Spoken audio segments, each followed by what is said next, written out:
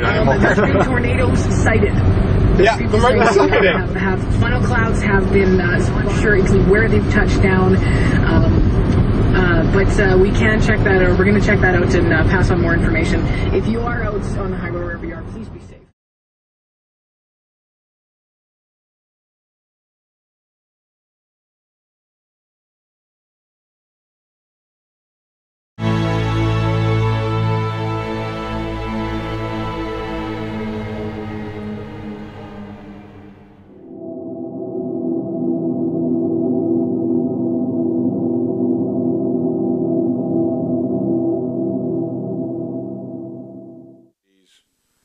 I immediately headed to the office to view the pictures, and what I saw was shocking in the devastation, but also a surprising, let's say, miracle to see this beautiful altar still standing in the midst of all this rubble.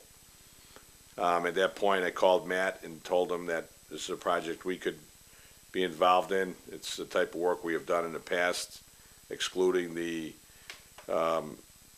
devastation of the tornado that completely wiped out the church. The only thing left standing was partial bell tower and, like I said before, this fabulous white marble altar. At that point, Matt and I made a game plan to meet there on Saturday, which we did. Drove up to the site and didn't see a whole lot of major destruction, but there was definitely debris around and what have you. When I pulled up to the church, there basically wasn't a church standing anymore. It had been leveled, and to see it in person was even more of a shock. And then to ultimately, once again, see this altar standing basically unscathed was a miracle.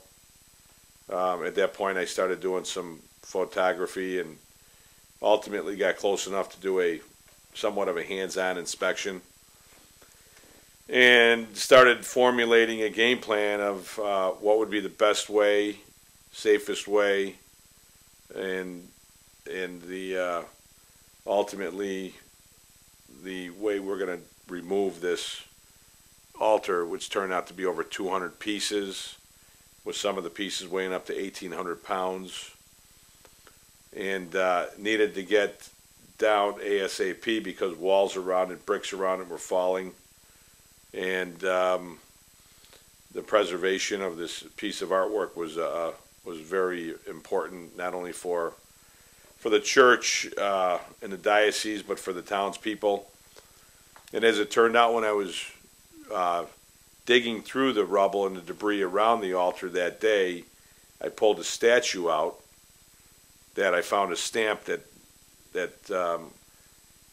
had a De Prato Statuary Company emblem that is our company as well.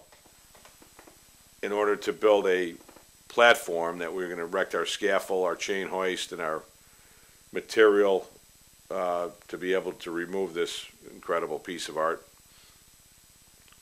And it came together slowly but surely with great care and diligence to make sure that the design was going to work for us, number one, and it was also going to help protect us, number two, with the seriousness of the nature of the destruction around us.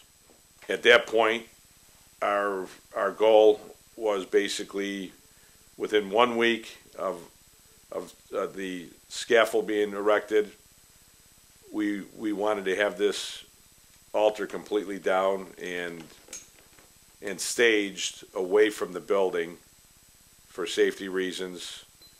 Do a cleaning of it just to get it the debris and the materials and the dirt, and ultimately we were given the complete restoration of the altar. And at this time, we were able to leave half of the altar pieces, let's say 100 pieces, that have been cleaned at the site in a 4-car garage that is still in good shape, that the church that the church has, and the other half we had to take back to our studio, and we're restoring the angels and the marble pieces that did somewhat get damaged, doing a proper cleaning and a proper restoration, and ultimately in the middle of June we will return all the materials to the site and turn it all back over to the parishioners and the archdiocese, and at that point they'll decide what they're going to do with it. But without a doubt, from what I saw in the destruction and what I saw standing, without a doubt, I think St. Joseph's Catholic Church had witnessed some type of miracle.